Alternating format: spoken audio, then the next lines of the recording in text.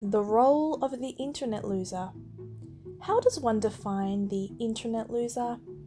An individual who believes they're making a difference for their movement and seeks to make others feel bad by imposing their subjective and divisive brand of constructive criticism onto a party that neither asked for it or neither comprehends the severity of this personalized attack. But note that the internet loser believes they are somehow making a difference in the world by their unsolicited help. So, how does one qualify as an internet loser? There are several components that contribute to this internet loser. 1. They're dependent on government funds to survive. 2. They claim to have some sort of mental illness, whether it be anxiety, which I suffer from, or a myriad of others. 3. They don't work. Because what is the point? Government daddy helps them even though they claim to be against them. 4. They are either incels or repressed sexual degenerates who have acquired their children in a less than conventional manner. 5. Some of these men cannot hold a woman for a long-term relationship and father children to different mothers and wind up as deadbeat dads. 6. They place themselves on a pedestal and believe you are trash and that they are something due to nationalistic regimes of the past that they had no part in themselves. Gamma males who are too in denial to realize they are gammas. 7. They frequently criticize Jewish-owned Big Pharma, example Sackler family who owns Purdue Pharma, yet they are on their own psychiatric drug, whether willingly or by force. They also medicate frequently with alcohol, yet claim to be against degeneracy. Please note that if you are offended by any of these points outlined in this list, you are probably an internet loser. Statistically, a study on the internet loser does not exist for men or women in the age bracket of 20s plus. However, I did manage to find something. According to the 2019 digital report from Hootsuite and We Are Social, it details that we are spending on average 6 hours and 42 minutes online each day. Sadly, yet pathetically, half of that time is spent on mobile devices. More than half of the entire population uses the internet, 67% with mobile devices.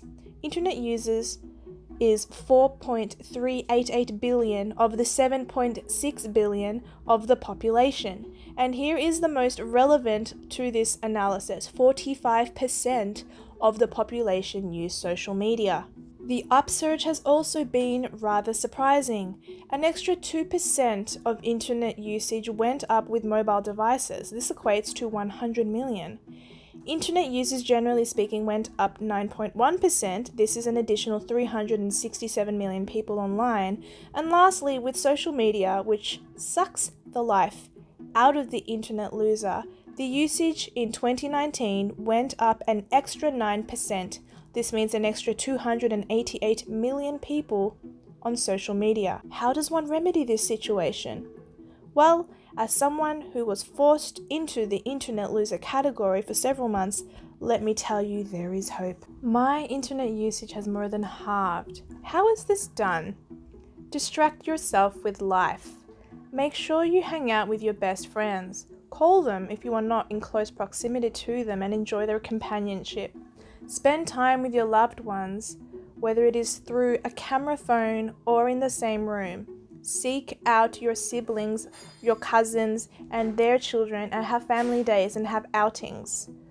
Find events and bring people along that will enjoy them. A rally, a farmer's market, church carnival, dinners out, and drinks. Rely more on your faith.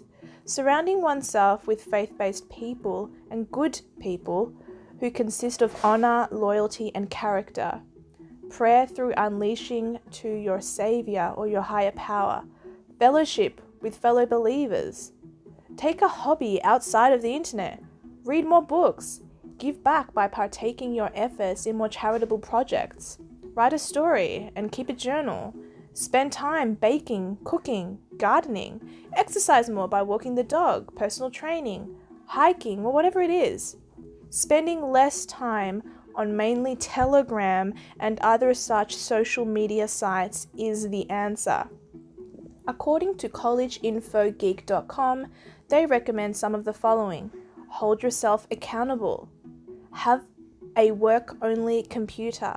Eliminate notifications. Once I entered into a space that would require my services in terms of a profession, I am qualified for several different lines of work, I feel the need to say, I knew that I would be distracted from the stupidities of online life and fake drama. I now pay rent weekly.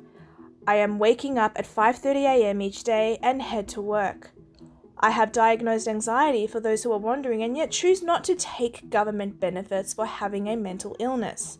There are those who exaggerate or lie about this and take the funds, and there are those who authentically do need it. The good news is that all you need to do is admit this to yourself and realize that anyone can come out of it.